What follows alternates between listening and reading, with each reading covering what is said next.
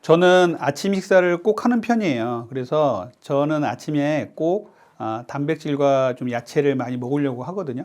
여러분들이 단백질 그러면 부담스러워. 뭐 먹으면 소화도 안 될 것 같고 그걸 아침에 어떻게 먹어? 이렇게 하시는 분들, 이렇게 생각하시는 분들도 많이 계신데 꼭 그렇게만 생각하실 건 아니에요. 일단은 저는 이제 첫 번째로 양배추를 먹어요. 양배추는요. 아주 보관도 쉽고 또 요리할 수 있는 것도 상당히 많죠. 그래서 아침에 이제 저녁에 준비해 놨다가 먹든지 또 아침에 삶아서 먹어도 되니까 양배추를 먹으면 좋은데, 양배추가 아침에 정말 좋은 이유는요, 뭐 풍부한 섬유질, 뭐 이건 당연한 거고, 비타민 U라는 게 있어요. 이 비타민 U는요, 양배추에 함유되어 있는 건데 위장을 보호해 주는 역할을 합니다. 그래서 밤새 이제 아무것도 안 먹은 위가 조금 불편해질 수 있는데, 이 아침에 양배추를 먹는 습관은 상당히 좋은 습관이고요. 또 맛도 좋고요. 그래서 아침에 양배추를 먼저 먹고요. 두 번째는 저는 이제 계란을 먹어요. 계란은 삶은 계란을 주로 먹는데요. 계란은 완전 식품이에요. 그래서 비타민 C와 섬유질만 없는 아주 완전히 영양소를 갖춘 이런 음식이라고 얘기를 하잖아요. 그래서 아침에 계란을 저는 주로 삶아서 먹습니다. 뭐 후라이도 괜찮고 찜도 괜찮은데 삶은 계란을 먹는 이유는 당독소가 조금 적어요. 그래서 후라이보다는 당독소가 적으니까 이 당독소를 적게 만들기 위해서 이제 찐 계란을 좀 먹습니다. 세 번째로는 이제 그릭 요거트를 먹습니다. 무가당 그릭 요거트라 그래서 요즘 많이들 나와 있죠. 그래서 무가당 그릭 요거트가 좋은 이유는요, 우리가 같은 우유 성분이지만 그릭 요거트를 이제 전통적인 그리스 방식으로 만들어서 꾸덕하게 만들어서 먹으면 고농축된 유 단백질을 먹을 수가 있습니다. 그래서 이렇게 고농축된 단백질, 유단백을 먹으면 위도 보호해 주고요, 세로토닌도 나오게 해서 기분도 아침에 상쾌하다고 돼 있어요. 그래서 아침에 이렇게 그릭 요거트를 먹는 경우가 있고요. 그릭 요거트를 먹는 날도 있고, 그릭 요거트를 안 먹는 날은 이제 천연 치즈를 먹어요. 치즈 중에서 우리가 이렇게 스트링 치즈라고 나온 게 있어요. 이런 것들은 아주 편하게 아침에 까서 이렇게 먹을 수 있고요. 식감도 아주 좋고 포만감도 좋고 맛도 아주 좋아요. 그래서 이런 것들을 먹으면 되는데, 이렇게 스트링 치즈를 고르실 때는 이 천연 치즈 그리고 자연 치즈를 고르시는 게 좋습니다. 그러니까 계란은 정말로 오랫동안 누명을 쓰고 온 불쌍한 아이입니다. 그래서 이 계란이 상당히 우리 몸에 좋은 것인데, 이 계란이 이제 고지혈증 얘기가 막 나오면서 계란에 콜레스테롤이 많다, 계란 먹지 마라, 이런 얘기가 많이 나왔죠. 그런데 실제로 우리 콜레스테롤은요, 많은 분들이 얘기를 하시겠지만, 우리 콜레스테롤은요, 우리 몸에서 만들어내는 게 75%예요.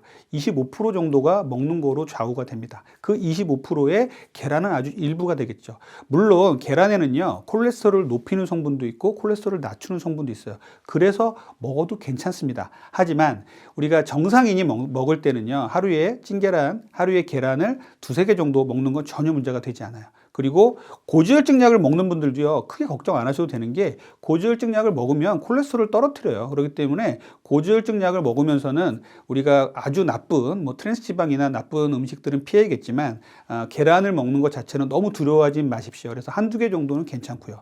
문제는 콜레스테롤이 높다고 진단을 받으셨는데 나는 음식을 통해서 조절을 하려고 해, 이런 분들이 계시죠. 이런 분들은 너무 많이 드시면 안 돼요. 이런 분들은 하루에 한 개 정도는 드셔도 됩니다.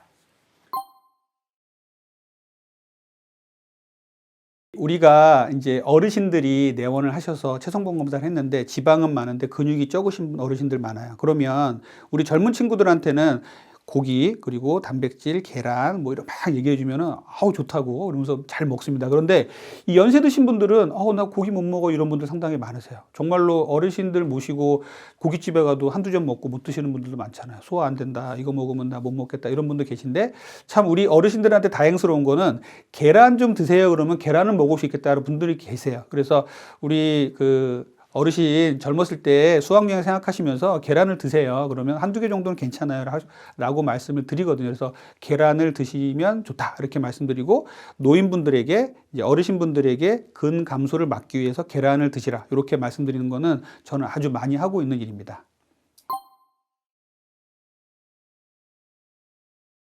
저는 그 고기 종류를 나누는 거는 저는 조금 이제 전문 분야가 아니라 그렇지만, 저는 이제 단백질 중에 이제 동물성 단백질을 말씀을 드리면, 이제 최고 좋은 동물성 단백질은 닭가슴살이에요.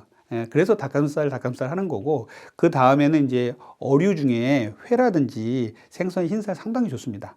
그리고 고기는요, 우리가 돼지나 이제 소고기 같은 경우 지방이 없는 부분을 이제 삶아서 수육으로 드시는 거 좋아요. 이 수육 드실 때는 지방은 떼어내시는 게 좋고요. 수육 자체 칼로리 높으니까 너무 많이 드시는 건 바람직하지 않습니다. 그리고 이제 달걀도 동물성 단백질에 속하기 때문에 이렇게 동물성 단백질을 충분히 드시는 게 좋고요. 또 식물성 단백질도 많아요. 우리가 식물성에는 무슨 식물에 무슨 단백질이 있어 이런 분들 계신데 식물성 단백질도 충분히 드시길 바래요. 특히 연세 드신 분들한테 저는 이제 계란 플러스 식물성 단백질 얘기를 많이 말씀을 드리거든요.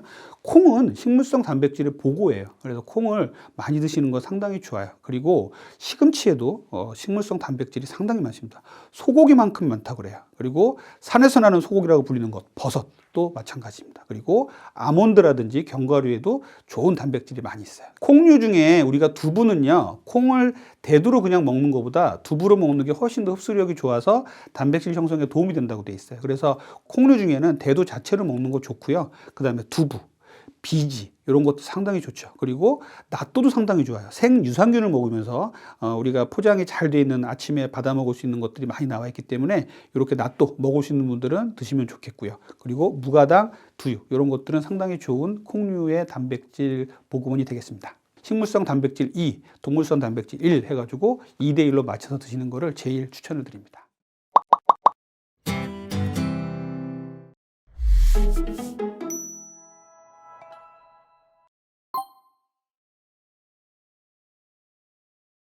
우리 이 단백질이 중요하기도 하지만은 그 오해되어 있는 부분들도 많이 있어요. 우리 특히 이제 우리 암 환자들은 음식을 잘 못 먹는 경우가 있고 항암이라든지 수술이라든지 이런 부분들 하다 보면은 가장 부족해지는 이 영양소가 이제 단백질이거든요. 그래서 단백질을 많이 먹어야 한다 하는데 우리 이제 특히 우리 대학이나 이런 데서 수술 끝나거나 항암하고 나면 우리 이제 영양 상담을 하는데 무조건 이제 잘 먹어라 이제 이런 표현을 해요. 그러면 어느 것을 잘 먹느냐 하는데 무조건 잘 먹어라 이런 표현을 해요. 근데 우리 환자들이 잘 먹으라 하면은 뭔지 아세요? 대부분 다 이게 단백질을 잘 먹어야 된다 이렇게 생각을 해요. 근데 단백질에 대해서는 잘 먹어야 되는 건 맞아요. 하지만 항상 염두에 둬야 되는 게 단백질은 내 몸에서 필요한 양만큼만 사용을 하고 남는 것은 바깥으로 다 내보낸다는 거예요. 탄수화물이나 지방은 우리 몸에 저장을 해요. 그래서 단백질은 저장을 하질 않아요. 그래서 그날 들어온 것 중에서 쓰고 남는 것은 신장을 통해서 다 내보내요. 그래서 우리가 신장이 안 좋은 사람들한테 단백질이 항상 문제가 되거든요. 그런데 단백질은 그럼 왜 중요한가? 단백질은 우리 몸 안에 있는 모든 세포를 만드는데 단백질이 없으면 안 되는 거예요. 뭐 어떤 면역세포라든지 근육이라든지 그다음에 뭐 우리 몸에 떠다니는 뭐 적혈구 이런 부분들도 다 그리고 또 효소 같은 것도 다 단백질이에요. 그래서 아주 중요해요. 부족해지면 문제가 되지만 이게 너무 과해도 좋지 않다는 거예요. 그래서 단백질은 이렇게 너무 잘 먹는다는 개념을 많이 먹는다고 생각하시면 안 돼요. 그리고 중요한 것은 어디서 단백질을 가져다 먹느냐, 식물에서 가져다 먹느냐, 동물에서 가져다 먹느냐. 그러면 동물 중에서도 이 단백질 외에 나한테 유해 요소가 많은 그런 물질들이 같이 들어오는 게 있다면 이런 부분도 막아야 되거든요. 그래서 단백질은 너무 이렇게 과하게 먹어서는 안 된다. 그리고 필요한 양만큼만, 그리고 단백질 원을 잘 선택해서 먹어야 된다. 그 점을 좀 우리 환자분들은 생각을 하셔야 됩니다. 저는 보충제로 나와 있는 단백질을 그렇게 권하지 않아요. 환자들. 특히 우리가 이렇게 통에 나와 있는 단백질, 특히 요즘에 뭐 근육을 기르기 위해서 사용하는 이런 단백질은 특히 그렇거든요. 이 안에 글루타민 같은 게 많이 들어있는데 글루타민은 상당히 논란이 되어 있는 이런 단백질이고, 그리고 또 이제 제품으로 나와 있는 단백질이 있고, 우리 환자분들이 이게 잘 알아야 되는 게 있어요. 단백질이라고 표시되어 있는 거하고 아미노산이라고 되어 있는 이 제품하고는 달라요. 단백질은 말 그대로 단백질이 분해돼서 아미노산으로 바뀌는 거거든요. 우리가 아미노산이 단위 물질이에요. 단백질에서는 아미노산이 여러 개 모여 가지고 단백질을 만드는 거예요. 그런데 우리가 단백질은 이게 분해가 안 된 거예요. 아미노산 쪼개지지 않는 거예요. 그래서 이 단백질을 먹게 되면 이게 간에서 다 잘게 쪼개요. 그래 아미노산을 다 분해해 가지고 나한테 맞는 단백질을 다시 만드는 거거든요. 근데 우리 대부분 사람들은 단백질을 먹으면 그 단백질이 그대로 들어오는 걸로 생각을 해요. 절대 그렇지 않아요. 그래서 이런 우리 특히 이제 소화력이 떨어져 있거나 뭐 항암을 하거나 수술을 하거나 이런 분들은 단백질 제대로 먹게 되면 훨씬 더 힘들어요. 소화도 안 되고 제대로 우리가 먹은 효과를 내지를 못해요. 그래서 이럴 때는 우리가 아미노산 제제를 쓰는 거예요. 완전히 바깥에서 분해를 시켜버리는 거예요. 대개 이제 발효를 해서 만드는 경우도 있고 여러 가지 이것을 효소에 의해서 쪼개는 이런 방식을 사용하기도 하는데 요즘에 나와 있는 이 아미노산 제제들이 가격이 상당히 비싸요. 비싸면서도 뭐냐면 완전 분해가 안 돼 있는 아미노산들이 많아요. 그래서 우리가 완전 분해되어 있는 아미노산은 상당히 도움이 되거든요. 그런데 그런 제품들이 많지를 않아서 많이 찾고 있지만 사실은 보면 완전 분해가 그렇게 어렵질 않아요. 그래서 이런 아미노산이나 단백질 제품은 특별한 경우에만 쓰고 우리가 일반적으로 음식을 충분히 먹고 그 다음에 소화를 시킬 수 있는 능력을 가지고 있는 사람들이면 우리가 어떤 콩이라든지 그 다음에 달걀이라든지 그리고 우리가 주변에서 얻을 수 있는 단백질 소스를 이용을 하면은 충분히 얻을 수 있거든요. 그런데 우리 환자분들이 잘 먹어야 된다는 이게 필이 꽂혀 있어요. 그러다 보니까 이게 고기 먹어도 안 돼. 이거 가지고 안 돼. 이런 생각 때문에 좀 더 보충을 하자 해서 단백질 제품 사다가 그 다음에 또 아미노산 제품 하는데 돈은 많이 들고 고생을 하셨는데 그거 다 쓰지도 못하고 소변으로 다 빠져나갑니다. 그리고 간에서 들어와 있는 거 전부 내 것 만들기 위해서 새로 다 분해하고 조립하고 다 해야 돼요. 그렇기 때문에 굳이 그렇게 많이 먹으려고 노력할 필요는 없습니다. 우리가 평소 때 먹는 양이면은 단백질은 충분합니다. 우리가 달걀은 사실은 보면은 이 닭이라고 하는 병아리라고 하는 생명체를 만들기 위한 다른 데서 우리 생명체 얻을 수가 없잖아요. 이 안에 들어있는 가지고 만들어내야 하잖아요. 그렇게 되면은 이 안에 그 닭을 병아리를 한 마리를 만드는데 필요한 모든 요소가 다 들어있는 거잖아요. 그렇기 때문에 이거는 완전식품이라고 할 수가 있죠. 특히 아미노산이라든지 그리고 어떤 지방도 그 다음에 탄수화물, 그 다음에 어떤 그 비타민이나 미네랄, 그리고 그 세포를 구성하기 위한 레시틴 들어있고 또 해독을 하기 위한 황도 들어있고 그래서 이 안에는 완전식품, 말 그대로 완전식품이죠. 그래서 이런 부분들이 없기 때문에 달걀은 아주 중요해요. 그런데 달걀에도 한 가지 문제가 있는 게 이 달걀을 만드는 과정이에요. 그래서 이게 달걀을 낳는 게 닭이잖아요. 닭을 통해서 이 달걀에 닭이 어떤 몸 안에 안 좋은 것을 먹게 되면 이 달걀에도 나올 수가 있거든요. 그 점은 좀 조심해야 되죠. 우리가 일반적으로 달걀을 1개에서 2개 정도로 이렇게 나와 있거든요. 저는 근데 우리 환자들한테 1개만 먹으라고 그래요. 하루에 하나. 우리가 달걀 속에 보면은 그 달걀 하나에 이 단백질이 7g에서 12g 사이의 단백질이 있다고 그래요. 아주 적은 것은 한 7g, 큰 거는 12g. 그래서 우리가 몇 끼로 따져서 하루에 필요한 게 보면은 뭐 40에서 50g밖에 필요가 없기 때문에 달걀은 저는 달걀에서 얻을 수 있는 영양소는 하루에 1개면 충분하다고 생각을 합니다. 근데 이제 우리 환자는 상태에 따라서 다르죠. 우리가 제가 말씀드렸던 것은 일반인들을 기준으로 해서 한 거거든요. 그런데 이제 환자 상태에 따라서 조금 더 늘릴 수도 있죠. 그런 부분은요. 네. 근데 이제 이 자료에 보면 후라이가 더 낫다고 그래요. 그래서 특히 노른자 같은 경우가 이렇게 완숙이 돼서 굳어져 버리면 소화력이 훨씬 떨어진다고 돼 있어요. 그래서 후라이 그 상태에서는 우리가 흰자는 고형화가 되지만은 노른자는 생으로 그대로 남아 있잖아요. 이 부분이 이 소화력을 높이는 데도 도움이 되고, 그리고 이 안에 들어있는 레시틴이라는 성분이, 이게 오메가3거든요.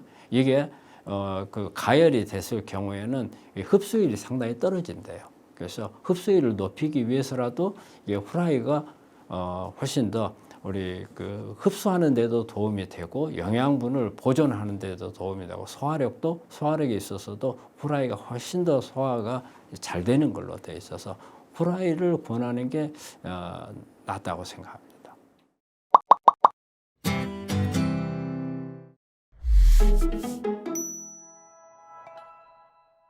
그럼 나이가 들수록 꼭 챙겨 먹어야 되는 영양소 이런 것도 있습니까? 사실 이제 그런 영양소라는 건 없죠. 모든 영양소가 다 중요합니다. 많은 것은 많은 대로 중요하고 적은 것은 적은 대로 중요하죠. 근데 그 중에서 이제 한 가지 딱 꼽으라면 단백질을 꼽을 수 있겠습니다. 우리 몸에 단백질이 부족하면 무슨 일이 일어납니까? 사실 우리 몸을 구성하는 성분의 대부분은 물이에요. 한 네. 60에서 70%가 물이죠. 그 외에 단백질이 한 20% 되고 지방이 한 20% 됩니다. 그래서 단백질이 굉장히 중요하죠. 사실 단백질이 아닌 몸이 없어요. 머리카락도 단백질, 손톱도 단백질, 피부도 단백질, 근육도 단백질이죠. 근데 혈관도 단백질입니다. 또 내장, 위장, 소장, 대장도 단백질이죠. 단백질이 없으면 몸을 구성할 수가 없어요. 그래서 나이가 들수록 단백질이 더 중요해지는 것이고요. 나이가 들수록 또 단백질이 계속 줄어들기 때문에 근육 빠지는 것처럼 내장에 있는 혈관이나 호르몬이나 이런 것들이 모두 부족해질 수가 있습니다. 특히 단백질이 부족해지면 제일 먼저 생기는 부작용이 근육이 빠지는 것이고요. 하루가 다르게 근육이 빠지잖아요. 그다음 두 번째는 부종이 잘 생깁니다. 부어요? 혈관 내에 알부민이라는 단백질이 유지가 되지 않으면 삼투압이 맞지 않기 때문에 체액이 밖으로 흘러나오죠. 그래서 몸이 붓게 됩니다. 그리고 성장 호르몬도 단백질이 주성분이거든요. 성장 호르몬을 만드는데도 단백질이 부족해지면 안 되고, 뭐 사람들이 가장 관심이 많은 피부도 전부 단백질이기 때문에 단백질이 부족해지면 피부 탄성이 떨어지고 노화가 더 빨리 오게 되죠.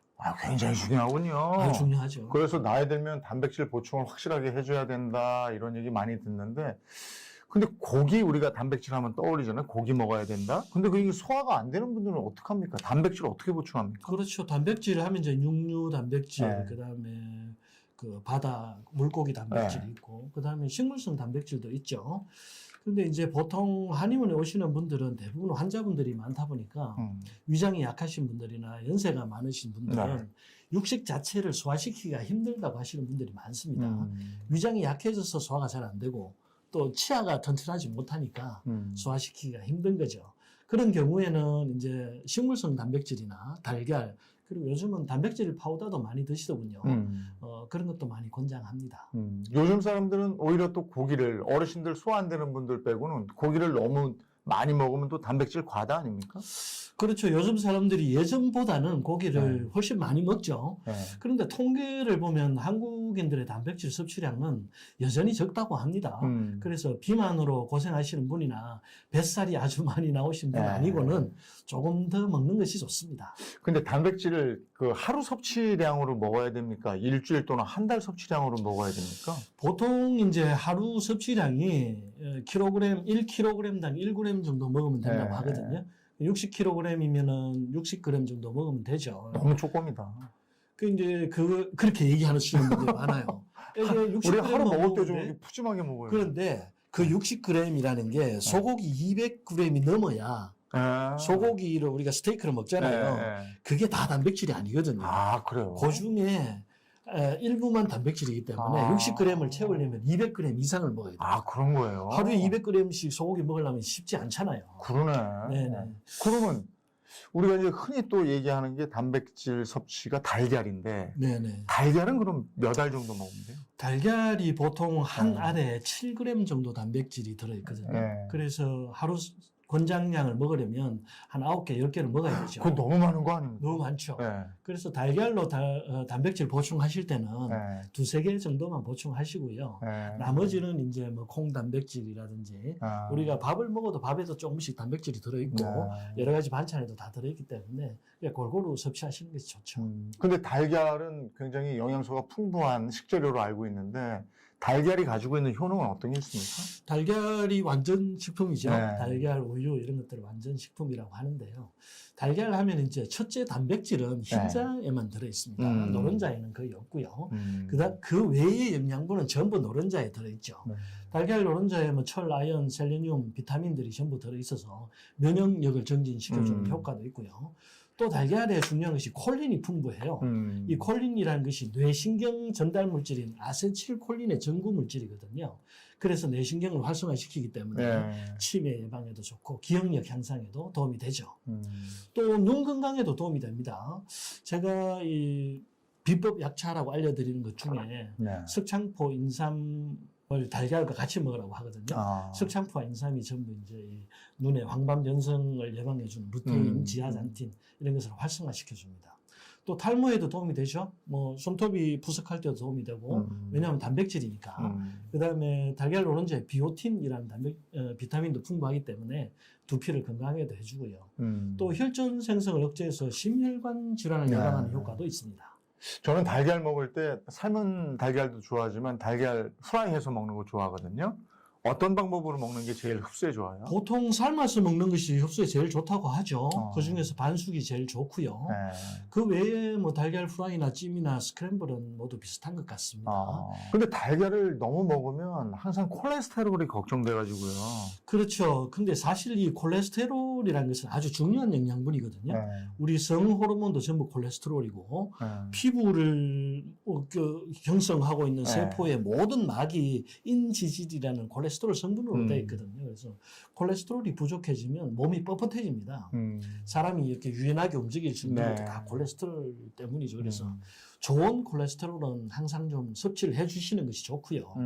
대신 달걀 노른자에는 아까 말씀드린 콜린 성분이 풍부하기 때문에 달걀의 콜레스테롤을 좋은 콜레스테롤인 HDL로 전환시켜주는 효능이 있습니다.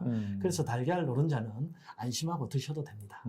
근데 노른자 운동하는 분들 보면 노른자 빼고 흰자 드시고 막 이래요. 노른자, 흰자 이거는 어떻게 해야 되는 거예요? 그러니까 이제 운동하시는 분들은 단백질이 필요한 거예요. 네. 운동만 해서는 근육이 잘 안 생기거든요. 네. 그래서 단백질 섭취 충분히 해주셔야 되잖아요.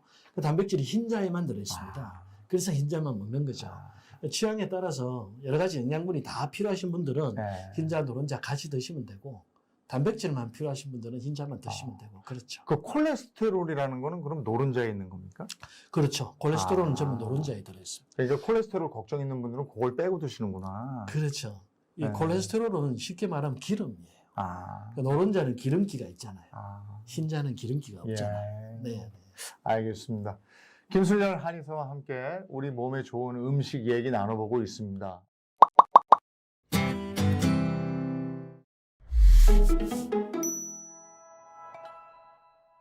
오늘은 이제 달걀 설명을 드릴 텐데요. 뭐 달걀 그러면 뭐 늘 자주 먹고 늘 먹고 어릴 때부터 가장 선호하는 반찬의 1순위지만 또 달걀에 대해서 모르는 부분이 있을 수가 있어서 제가 좀 오늘 추가적으로 설명을 드릴 텐데요. 보통 그래서 음식에서 우리가 가장 선호하는 음식들의 기미, 특징은 평이해야 누구나 다 좋아하게 됩니다. 그래서 달걀은 우리가 생각을 했던 것처럼 이제 평자, 성질이 평이합니다. 그러니까 남녀 누구나 편하게 드실 수가 있는 거고, 그런데 어디만 편해지느냐? 오장육부를 골고루 편안하게 해주는 겁니다. 간신, 비폐, 신해. 되게 이제 특정 음식은 특정 장기에만 작용을 많이 하거든요. 예를 들어서 고춧가루의 매운맛은 주로 폐에 작용을 하고, 약간 식초의 시큼한 맛은 간에 주로 작용을 한다면, 이 달걀은 오장육부를 골고루 좋아지게 하는 겁니다.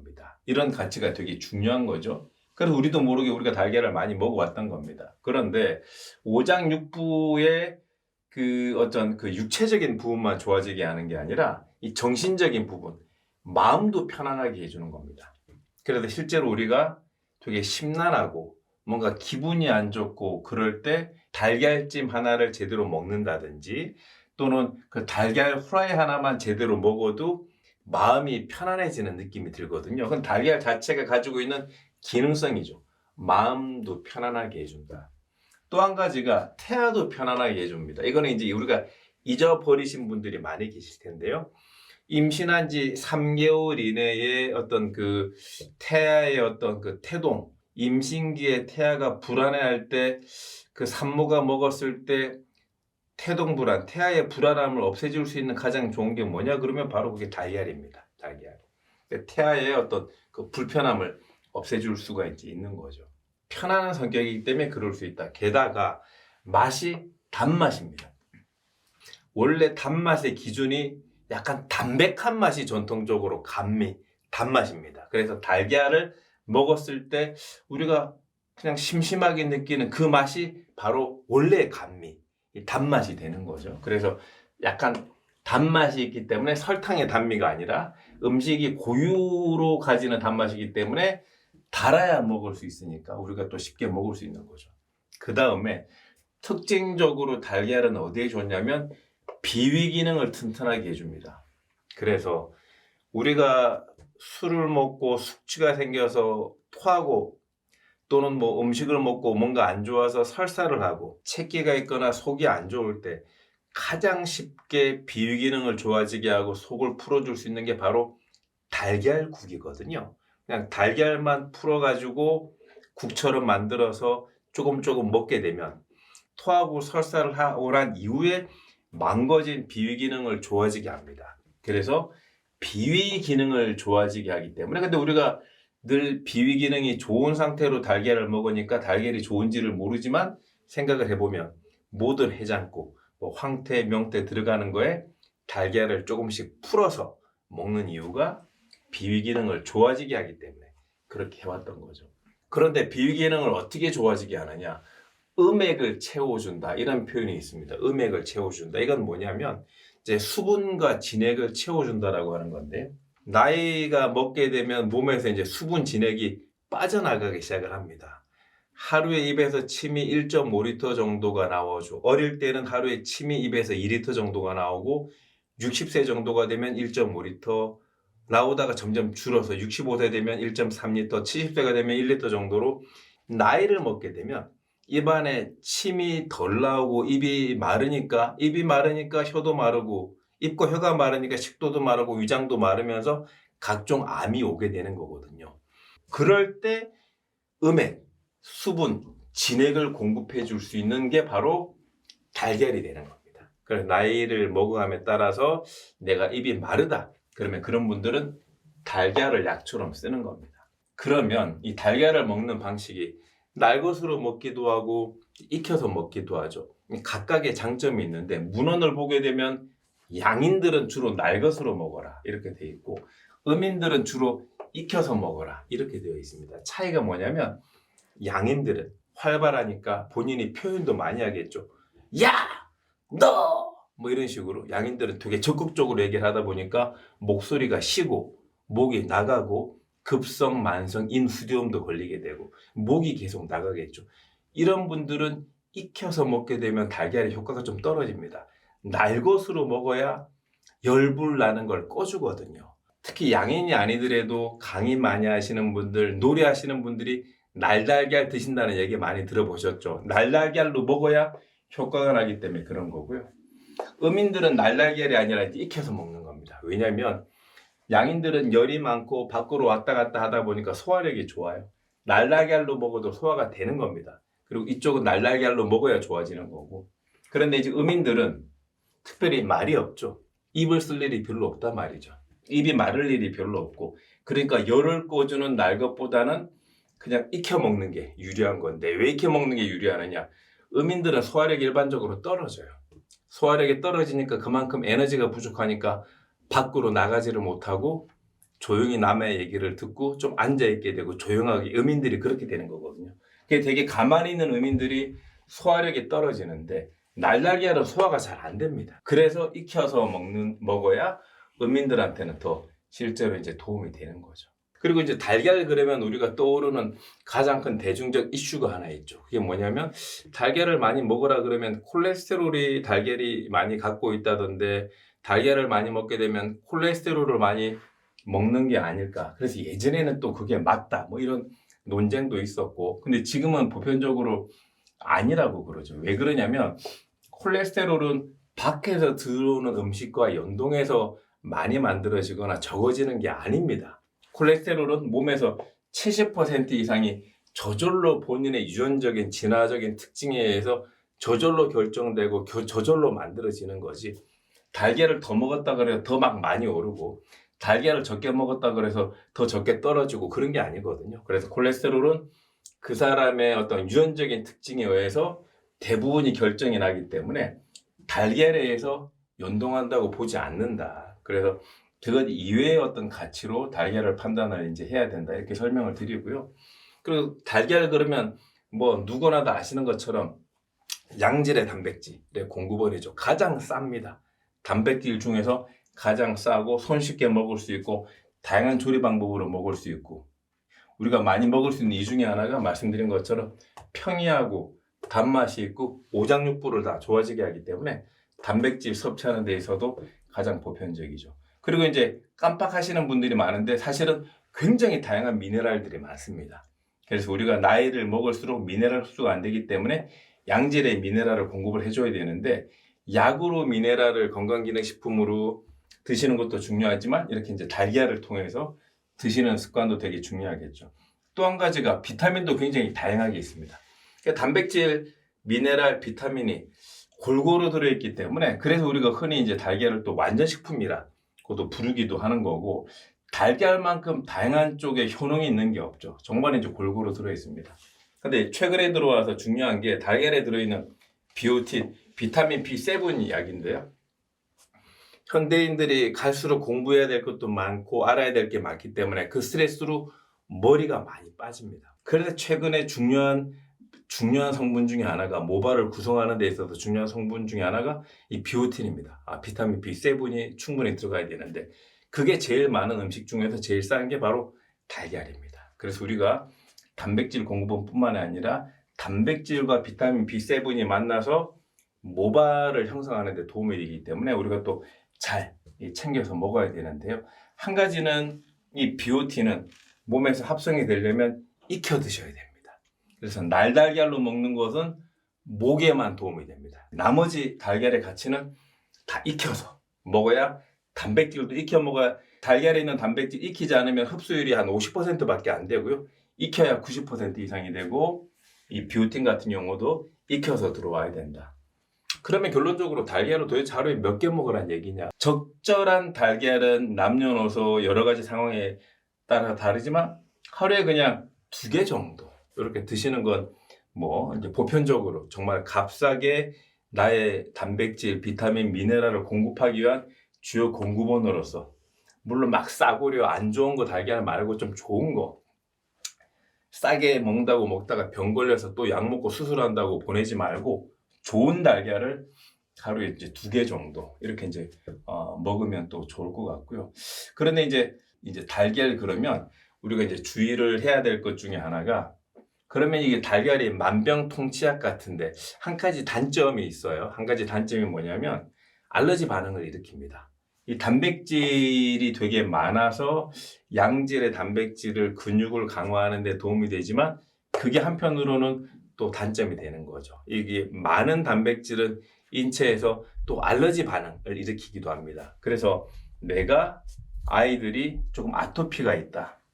또는 뭐 비염까지는 상관이 없는데 피부 쪽으로 아토피가 있거나 피부 쪽으로 알러지 피부염이 있으면 약간 조금 제한하실 필요가 있습니다. 그래서 그렇게 할 때 제한을 해야 될 3대 식품 중에 하나가 사실은 제일 첫 번째는 밀가루, 우유, 그리고 세 번째가 달걀입니다. 그래서 내가 이제 아토피가 있다, 그리고 알러지 피부염이 있다 그러면 병원이나 한의원에 가서 약 복용하고 처방받는 것도 중요하지만 식이요법을 꼭 하셔야 되는데 첫 번째는 밀가루 음식을 제한하게 되면 그것만으로도 7, 80%, 90%까지 90%까지가 좋아집니다. 그런데 밀가루를 제한해도 반응 안 하시는 분들은 우유를 줄여 드시게 되면 우유도 밀가루는 거기에 들어있는 글루텐 단백질 이제 우유에 있는 우유의 그 단백질이 또 알러지 반응을 일으킬 수 있거든요. 그렇게까지 제한을 해보시고 그래도 내가 아토피 알러지의 반응 정도가 좀 있다 그러면 그때는 달걀을 한번 제한을 해보시게 되면 또 차도가 있는 경우가 있으니까 물론 자세한 건 전문가랑 의논을 하셔야 되겠지만 그렇게 참고하셔서 하시면 좋을 것 같습니다. 또 최근에 많이 유행하는 게 달걀에 코디세핀 함량이 검출이 되도록 만든 달걀입니다. 이 코디세핀 그러면 또 아시는 분들도 계실 텐데 다양한 항암에 도움이 되는 물질로 최근에 많이 알려져 있죠. 그래서 이제 코디세핀이 인체에 적정하게 들어와야 그 코디세핀으로 인해서 우리가 이제 암세포로부터 우리를 방어하는 데 좀 도움이 되는 거죠. 동충하초의 한국의 지표 성분이 코디세핀인데 그래서 닭에 이 동충하초를 먹여서 그 달걀에 코디세핀이 나오도록 만든 그런 달걀도 있는 거죠. 그래서 이게 말 그대로 이제 일석이조 기존의 어떤 단백질과 그 비타민, 미네랄이라고 하는 달걀의 가치를 그대로 인정을 하면서도 동충하초에 들어있는 코디세핀의 어떤 효능까지 같이 볼 수 있는 그래서 갈수록 이제 노년화가 되고 나이가 들면서 암 발생률이 높아지고 있을 때 조금 기존 달걀보다 조금 더 가치 있게 일석이조로 할 수 있는 좋은 성분이라고 생각을 하고요. 오늘 영상은 여기까지입니다. 유익하셨다면 구독과 좋아요, 알림 설정 잊지 마시고 곧 100만 돌파하도록 하겠습니다. 감사합니다.